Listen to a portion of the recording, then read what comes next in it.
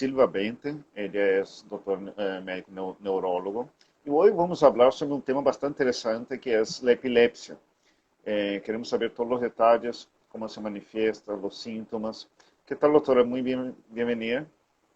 Gracias, gracias May por la invitación. Sí, así como Graças. decía, es un tema que me apasiona, me gusta mucho hablar de la epilepsia y más todavía porque vos sabés todo el estigma que acarrea hasta hoy en día ese diagnóstico. Claro. Quisiera empezar, tengo entendido, y que es muy importante, que es los ataques epilépticos son diferentes de la patología epilepsia, ¿no? ¿Cuál es la diferencia y cómo podemos detectar, ¿no? Muy bien, muy interesante tu pregunta. Vos sabés que a pesar de haber estado en varias oportunidades en programas y en entrevistas, nadie me encara de esta forma porque mucha gente no conoce esa diferencia. Y efectivamente las crisis epilépticas son diferentes de la enfermedad epilepsia. Y esto se da porque las crisis epilépticas se pueden manifestar como un síntoma nomás de algo que está aquejando al sistema nervioso, como por decirte la fiebre, ¿sí? O sea, alguna alteración momentánea que esté sufriendo ese cerebro se puede manifestar como crisis epiléptica sin que ese paciente necesariamente sea epiléptico, ¿sí? Entonces, por decir, un traumatismo, un golpe en la cabeza, un cuadro de deshidratación o una infección como una meningitis, por ejemplo, pueden hacer que ese paciente tenga las crisis epilépticas, pero no necesariamente desarrolle la enfermedad. ¿A qué es lo que se dice enfermedad? ¿A qué, cómo se define? La epilepsia se define como la predisposición a tener en forma continuada las crisis epilépticas, ¿sí? Ahí recién nosotros podemos hablar de que un paciente verdaderamente es un paciente con epilepsia, con la enfermedad. Perfeito. Bueno, à medida que se vai manifestando, crise epiléptica pode ser algumas vezes, não? Duas, três vezes, pero quando já a partir da primeira deve consultar o médico, não? Deve ver se é que tem uma predisposição para ou se foi uma reação, não? Eh, Hay diferentes tipos, ¿no? Ahí está la focales, ¿no? Y hay otro tipo también de, quiero que usted me explique, ¿no? Que edades, y también tengo entendido que en cada edad, ¿no? Diferente, recién nacido, niño, adulto hasta 35 años, mayor. Quiero que usted me explique todas esas etapas, ¿no? ¿Cómo no? ¿Cómo no? Así como vos decís, ¿verdad? Una vez que un paciente tiene una convulsión, vamos a decir que es la manifestación más común de la crisis epiléptica, el paciente que cae al piso, pierde el conocimiento, tiene movimientos de los miembros como temblores, ¿verdad? Involuntarios. A veces es muy florida también porque puede haber vómito o babeo, puede haber liberación de esfínteres, eso llama mucho la atención, versión ocular, el paciente tiene posturas que son muy llamativas, ¿verdad? Y a veces le llama mucho la atención y a la persona que está siendo testigo le puede desesperar incluso. Lo que se recomienda es que sí o sí consulte al paciente, ¿verdad? No necesariamente es una urgencia, porque esto se puede ver de manera aislada y es autolimitado.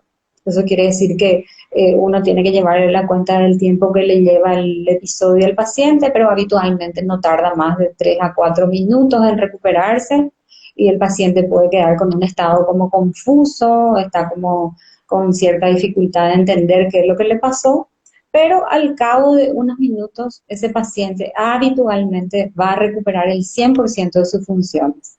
Y entonces lo que se recomienda es que acuda a un neurólogo. Eso sería en un caso en el que la crisis ya pasó y no se repitió.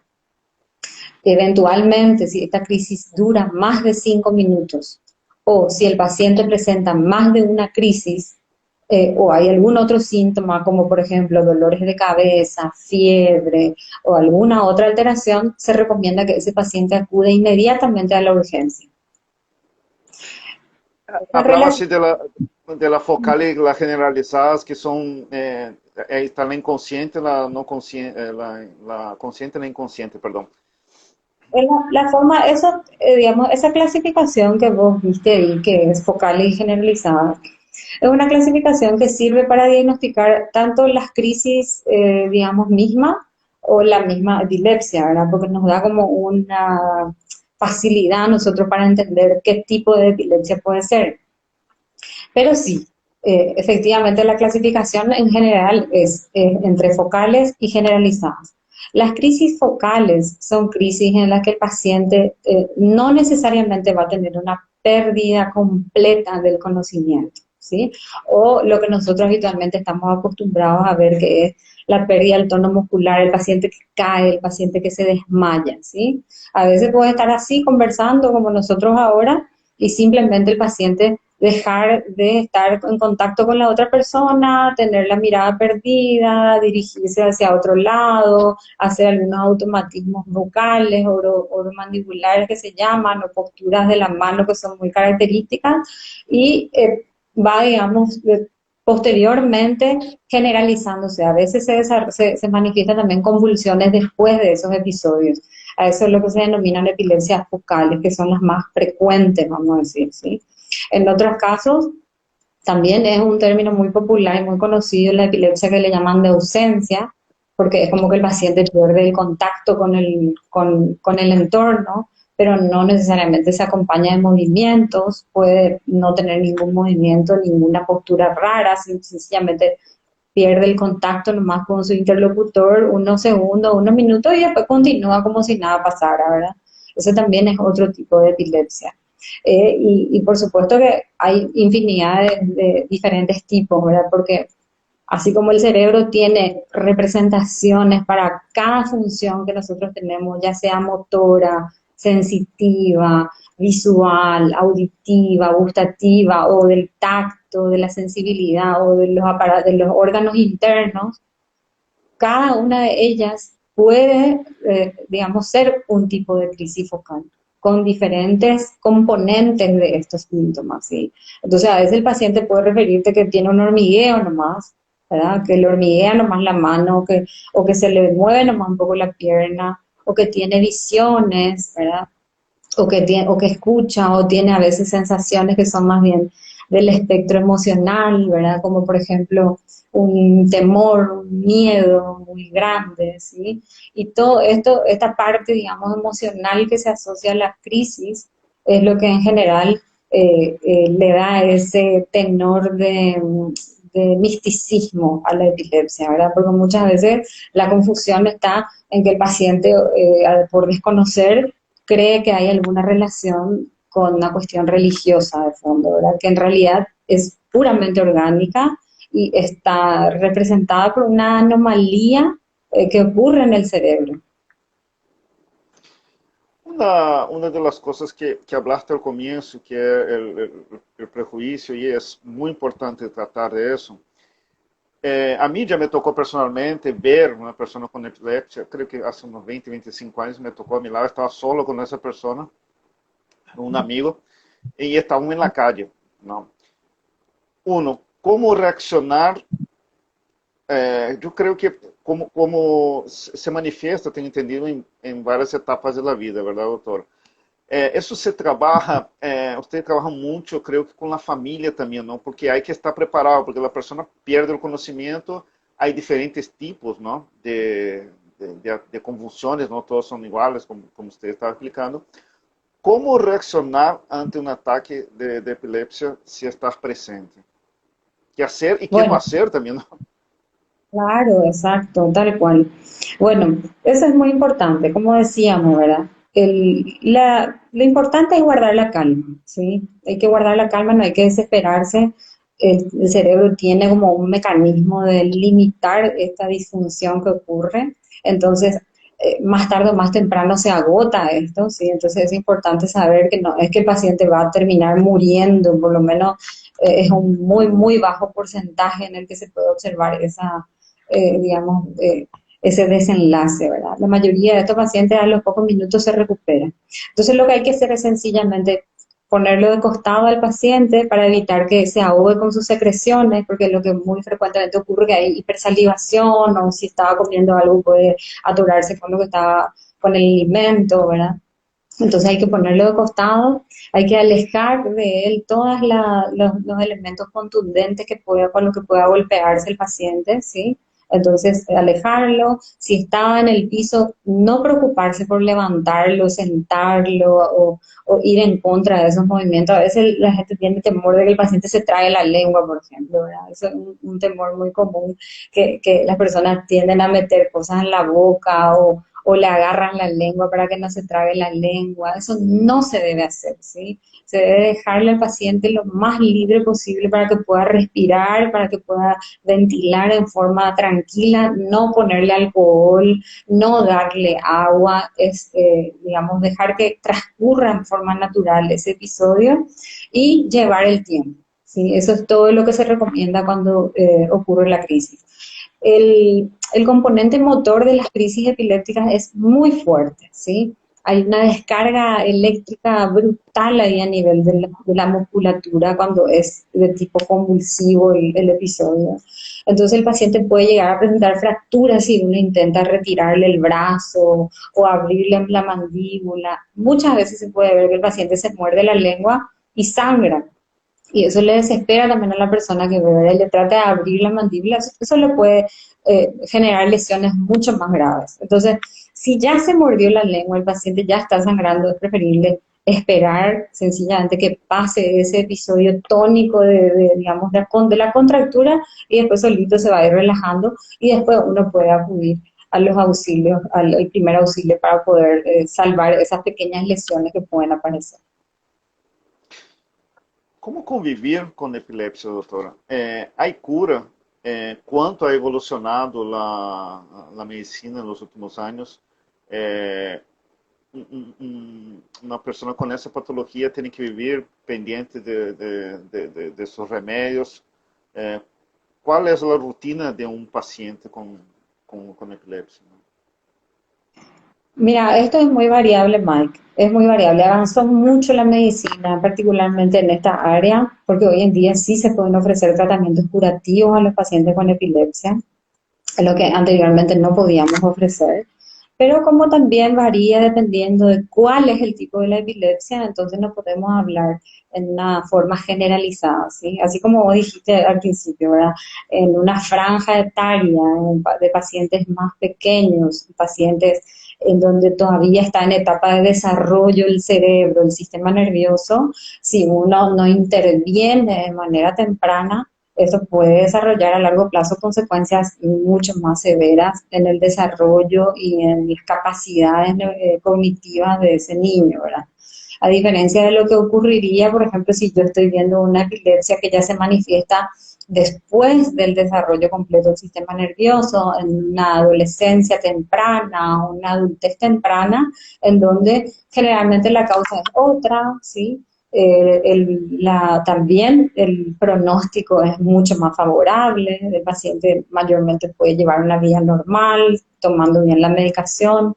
La gran mayoría de ellos, alrededor del 70% de estos pacientes, se controla bien con la medicación. ¿Sí? Eso quiere decir que no va a volver a tener crisis tomando bien sus medicamentos. Y lleva una vida relativamente normal, digamos, con los cuidados que uno esperaría, lógicamente no consumir mucho alcohol, tomando bien la medicación, evitando algunas situaciones que pueden precipitar las crisis, como por ejemplo trasnochar, ¿sí? No dormir es un factor que precipita la aparición de la crisis, y bueno, pequeñas cuestiones, ¿verdad? Eh, pero, por supuesto, existe también un pequeño porcentaje que ronda en torno al 20% de los pacientes, 20-30% de los pacientes, en donde no se puede lograr el control de las crisis con la medicación sencillamente, ¿sí? Entonces, en ellos es que hoy en día se puede, digamos, abordar otro tipo de tratamientos. Entre ellos, uno de los que hoy está más en boga es justamente el tratamiento quirúrgico, ¿verdad? La cirugía.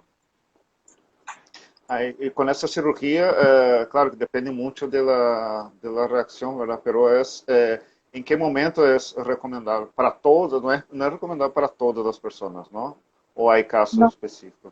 Hay un grupo de pacientes, porque fue avanzando y la mano, la experiencia, digamos, de los equipos neuroquirúrgicos especializados en cirugía de epilepsia, fue demostrando que hay algunos tipos de epilepsias focales que se pueden operar sin que necesariamente sean refractarias. ¿Eso qué quiere decir? Que a pesar de que yo tengo un buen control con el tratamiento farmacológico, yo le doy el medicamento, pero el paciente no quiere tomar el medicamento, prefiere operarse. Entonces puede entrar en un grupo de pacientes en donde se decide hacer la cirugía. Pero la mayoría de estos pacientes que van a ir a cirugía son pacientes que ya tienen lo que nosotros llamamos epilepsia resistente al tratamiento, ¿sí? O sea, que no responde al tratamiento farmacológico. Entonces ahí tenemos que ir a una intervención más importante, ¿verdad? Que en este caso sería una cirugía. O sea, dejar siempre como última opción, ¿no? Tratar de hacer el tratamiento en caso, no directamente, no voy a cuidarme, voy a hacer nomás la cirugía, mejor hacer nomás todo el proceso, ¿verdad? Y además que la cirugía no es tampoco un procedimiento sencillo, ¿no? La cirugía es un procedimiento que tiene sus bemoles, el equipo es multidisciplinario. En Paraguay todavía no realizamos, estamos en preparativos, ¿no?, para poder llegar a nuestra primera cirugía de epilepsia a nivel nacional, porque bueno, todavía no contamos con digamos, con todo el equipamiento tecnológico que necesitamos. Hay que hacer una evaluación muy pormenorizada del foco, que es el origen exacto donde está disparando esa anomalía eléctrica que ocurre en el cerebro, para poder hacer la resección lo más limitada posible, porque no es sencillamente entrar, abrir y sacar un pedazo del cerebro, ¿verdad? O sea que tenemos muchas cuestiones que tenemos que cuidar. Entonces, la cirugía realmente en su gran mayoría hoy en día se deja para casos donde ya no podemos ofrecer tratamiento médico. Claro, es muy delicado. Justamente era mi próxima pregunta. Doctora, ¿cómo estamos en Paraguay? ¿Hay algún estudio para saber la cantidad de personas con esa patología? Y los tratamientos, ¿no? ¿Cómo está Paraguay en la cuestión de tratamiento? Usted adelantaba que no hay todavía no hicieron todavía ninguna cirugía, pero sí como la disponibilidad de la cantidad de médicos también especializados en epilepsia, ¿no? Creo que te pueda hablar sobre todo ese punto acá en Paraguay, ¿no?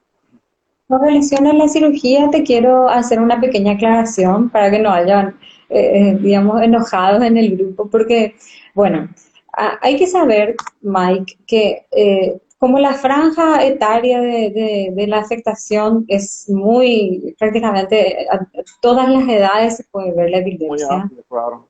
Desde recién nacido hasta adulto mayor, ¿no? Ya se han realizado cirugías de epilepsia, digamos, en términos generales en Paraguay. Justamente relativamente hace poco, el grupo de neurocirugía del hospital del Instituto de Previsión Social realizó una cirugía en un niñito con una epilepsia lesional, muy refractaria al tratamiento, con bastante, digamos, éxito, un buen resultado, cosa que yo realmente no sigo de cerca el caso, pero estoy informada al respecto. Entonces, existen ciertas cirugías que no tienen demasiadas limitaciones en cuanto al diagnóstico previo como para poder realizarlas, entonces sí se realizan. Lo que pasa es que por supuesto depende de qué tipo de cirugía estamos hablando, ¿verdad? Cuando hablamos de cirugías para este tipo de lesiones que son relativamente importantes, grandes, que producen cuadros de epilepsia severa en etapas tempranas, quizás el encare ya es algo más accesible para nuestro país. Pero cuando hablamos de cirugía de epilepsia en adultos, en donde las lesiones son muy pequeñitas, son muy puntuales, entonces es cuando nos encontramos con esta dificultad. Pero más allá de eso, es importante saber que cuando nos referimos a este tratamiento, estamos achicando mucho la franja de pacientes a quienes vamos a beneficiar, ¿sí? Es importantísimo saber que en Paraguay nosotros contamos con prácticamente la farmacopea completa de tratamiento farmacológico médico para ofrecer a estos pacientes, ¿sí? Y nuestro principal problema acá en Paraguay, así como en el resto de Latinoamérica, sigue siendo lo que se llama la brecha de tratamiento, que es que el paciente no acude a la consulta, ¿sí? Por muchos motivos, por temor, por desconocimiento, por ese estigma, por el no querer decir que uno tiene la epilepsia. Hasta ahora hay gente que esconde ese diagnóstico, prefiere vivir con eso escondido antes que acceder a un tratamiento que le pueda dar una mejor vida, una mejor calidad de vida. Entonces, nosotros siempre tratamos digamos, de sacar un poco esa sombra con la que vive el paciente con epilepsia y tratar de acercarlo, que vengan a la consulta. Hoy la Sociedad Paraguaya de Neurología, no tengo el número exacto, pero cuenta con un número de más de 60 neurólogos certificados con la total capacidad de llegar a un diagnóstico de epilepsia y un buen tratamiento farmacológico, pero a su vez, por supuesto, como en todas las especialidades, existen grupos que están más formados y más especializados específicamente en epilepsia. Yo estoy en este momento trabajando en una organización sin fines de lucro que ya trabaja hace muchos años acá en Paraguay, que es la Liga Paraguaya de Lucha contra la Epilepsia, en donde nosotros ofrecemos consultorio especializado en epilepsia con un grupo de colegas que nos formamos específicamente en esta área y por supuesto es un precio muy accesible, es una consulta es prácticamente de encare social para este grupo de pacientes, ¿sí? Y a través de la liga hacemos los enlaces que necesitamos para los casos refractarios y hemos enviado pacientes a Buenos Aires, hemos enviado pacientes a Santiago de Chile, hemos enviado pacientes a Brasil para lograr poder encontrarle solución a todos los casos que vemos. Justamente, yo solo hacer bien al comienzo como en la cuestión de la formación, pero salté hoy, fui directo a la pregunta. Quisiera que usted hable justamente de eso, de su formación, ¿no? Y también dónde usted está atendiendo y hable cómo la gente puede contactar con esa liga, ¿no? O puede saber cómo, si hay una página en el Facebook o en alguna red social. Y si se puede. ¿Cómo no? Bueno, yo me formé, yo soy una de las primeras camadas de neurólogos formados en el Hospital de Clínicas, ¿sí? Con nuestro posgrado de neurología de Paraguay. Existen dos posgrados a nivel nacional, el posgrado del Hospital de Clínicas de la Facultad de Ciencias Médicas de la UNA y el del Hospital de IPS, ¿verdad? Es que hoy en día orgullosos estamos de que los neurólogos nos formamos acá en Paraguay. Después fui al extranjero para poder certificarme, para poder tener, digamos, ese sello de calidad que todos los que nos formamos en Paraguay necesitamos. Y rendí el Board Europeo de Neurología hace algunos años en Portugal. Y a la par de eso fui haciendo también diversas especializaciones en el área de epilepsia, que es lo que a mí más me interesa. Actualmente yo estoy, hace muchos años ya trabajando en la Liga Paraguaya de Lucha contra la Epilepsia. Es una entidad sin fines de lucro, como les decía, que tiene su sede trabaja por convenio con el Policlínico Municipal de Asunción, así que nosotros en este momento ofrecemos consulta en el Policlínico Municipal.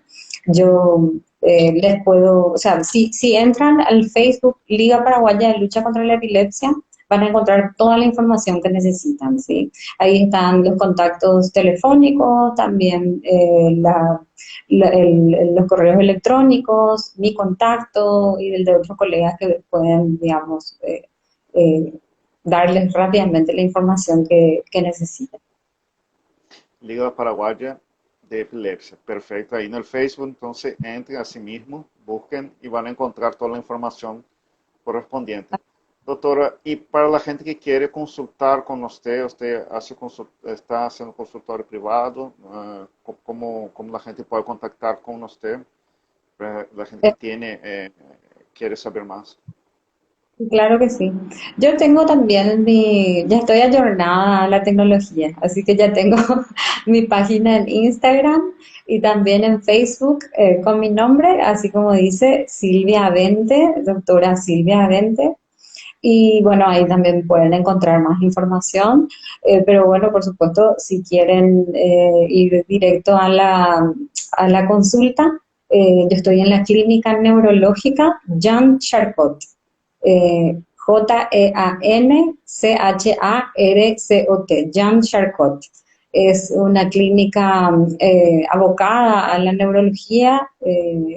Tenemos laboratorio de electroencefalografía, laboratorio ¿Dónde de... está esa clínica, doctora? Estoy en el barrio Herrera de Asunción. La línea baja es el 615-316. También tenemos nuestra página web, clínicajancharcot.com, y también tenemos nuestra página en Facebook. Así que si nos buscan en Facebook, también van a encontrar los datos. Perfecto. Bueno, doctora, le agradezco muchísimo por su disposición, por dar la Gracias. entrevista y aclararnos y hablar sobre este tema tan interesante. Si usted tiene algunas últimas palabras que quiera acotar. Sí, te agradezco, Mike, por la invitación. No sabes lo importante que es para nosotros, lo que estamos hace mucho tratando de visibilizar a la epilepsia, que este tipo de invitaciones se den, ya que, como te decía, tenemos esta labor y el trabajo de tratar de seguir informando y acercando digamos, todo lo necesario a las personas que conviven con epilepsia y sobre todo a los familiares de estas personas para que ellos sepan que ellos están resguardados, que existen tratamientos, que se puede llevar una buena vida conviviendo con la epilepsia.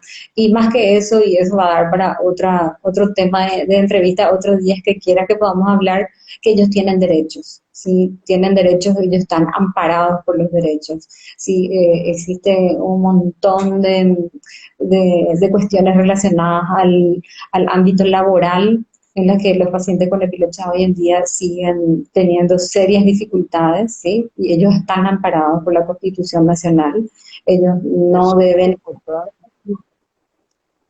Eso sí. es muy importante. Incluso podemos si usted quiere, podemos aclarar, hablar sobre eso porque me interesa bastante ese punto que usted toca. Porque una persona que tiene epilepsia, tiene una crisis en el trabajo, le echan. Exacto. ¿Cómo, cómo puede, presentar un diagnóstico, puede recorrer a la justicia, al Ministerio de Trabajo? ¿Cómo funciona esa parte? Muy interesante, doctor. Puede recurrir al Ministerio del Trabajo, puede presentar el diagnóstico médico y puede realizar una denuncia, porque ese no es motivo alguno para que este paciente sea desvinculado a su trabajo. ¿Sí? Lo que en realidad la mayoría de los casos que nosotros vemos de pacientes adultos que conviven con epilepsia es que prefieren no contarle a su jefe o no contar, no formalizar, digamos, el diagnóstico, porque habitualmente ni siquiera es necesario que ellos lleguen a tener una crisis en el trabajo para que los desvinculen, sino el simple hecho de mencionar el diagnóstico es suficiente para que ya no puedan acceder a un trabajo digno. Entonces, ese es digamos, un tabú que la verdad que la mayoría de las personas desconocen. Nosotros no contamos con ley de epilepsia a nivel nacional, cosa que en otros países sí se hace justamente por estas dificultades. O sea, se crea una ley, un marco legal que protege específicamente a este grupo de pacientes, pero en verdad hemos visto la experiencia en algunos países y creemos que no es necesario llegar a crear una ley para cada enfermedad, ¿sí? Creemos que con el marco legal que contamos hoy en día de la Constitución Nacional, no debemos estigmatizar a una persona por la enfermedad que fuera que ella tenga. Ese no puede ser motivo para desvincularlo de un trabajo. Existen sus excepciones, por supuesto. Estamos hablando de trabajo como ser chofer, por ejemplo. Sabemos que tiene sus limitaciones para los pacientes con epilepsia. O otro trabajo que, digamos, tengan relación con el manejo de maquinaria pesada, o trabajo que tenga relación con, por ejemplo, un piloto de avión tampoco puede tener ese diagnóstico. Sabemos que hay excepciones, pero en su mayoría, para los trabajos que no revisten este tipo de dificultades, o trabajos digamos, de trabajo de oficina y demás, no tiene por qué haber ningún impedimento. Y otro punto importante también, ustedes hacen un trabajo en colegios para capacitar a los profesores, a los directores, para que haya un mejor convivio, ¿no? Con los niños con esa patología. Sí, la verdad que no lo hacemos en forma regular. Muchas veces acudimos al llamado según nos soliciten el pedido. Nosotros lo que tratamos de hacer desde la Liga Paraguaya es, digamos, formar más a los médicos, hacer más, difundir más el conocimiento en la atención primaria de salud, que es médicos generales, médicos de familia, médicos que están en la primera línea digamos, que tienen que detectar a estos pacientes, a eso nos abocamos más.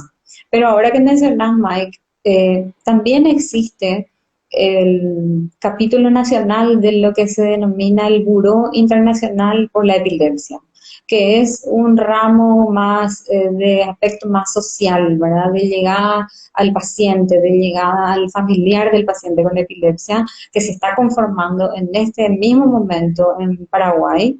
Y para todos aquellos que estén interesados, por favor, entrar a la página de la Liga Paraguaya de Lucha contra la Epilepsia y contactarnos para que nosotros podamos darle más información de cómo pueden asociarse a este nuevo grupo que va a encargarse del aspecto social, del aspecto de información, de la llegada al paciente, que es lo que más nos interesa también. ¿Quién puede participar de este grupo? Profesionales, familiares y pacientes, ¿no? Todos. Completamente abierto, es completamente abierto, es voluntario y es completamente abierto a todos aquellos que estén interesados. Un ponto que me quedó, que siempre tuve la duda, ¿es el paciente de epilepsia necesita, en muchos casos, tener un acompañamiento psicológico Sí, la verdad que para sí. poder lidiar con toda la situación? Sí, en muchos casos, sobre todo al principio y cuando el diagnóstico se hace en la adultez temprana o en la adolescencia, ¿verdad? Porque sabemos que hay una gran franja de pacientes que, digamos, se, en quienes se diagnostica en torno a esa edad, que les resulta muy difícil de asimilar el diagnóstico por todo el tabú y todo el entorno que uno, digamos, acarrea con el diagnóstico. Cree que la vida se acabó, cree que uno no va a poder Claro, casarse, eso. hijo, que no va a poder hacer las cosas que uno había soñado hacer. Y a pesar de que, bueno, que uno en la consulta siempre trata de liberarle de de todos esos temores y aclararle que no es así, igual asimilar una situación como esa es un duelo, ¿verdad? Entonces, el acompañamiento psicológico siempre es muy positivo y muy interesante también para este tipo de pacientes. Claro, ayuda a sobrellevar. Eh, una vez más, muchísimas gracias, doctora, por aclararnos todos. Eh, que la gente entre en la página de Facebook, la Liga Paraguaya de la Epilepsia, ¿no? Ella puso los contactos, voy a poner los contactos de la autora. Y bueno, yo voy a estar editando y subiendo en Facebook para que usted pueda compartir. Y Bueno, le agradezco una vez más. eh, y, gracias a vos por la invitación y por la oportunidad de hablar de esto. gracias a usted. Muy buenas noches y que tenga un buen fin de semana.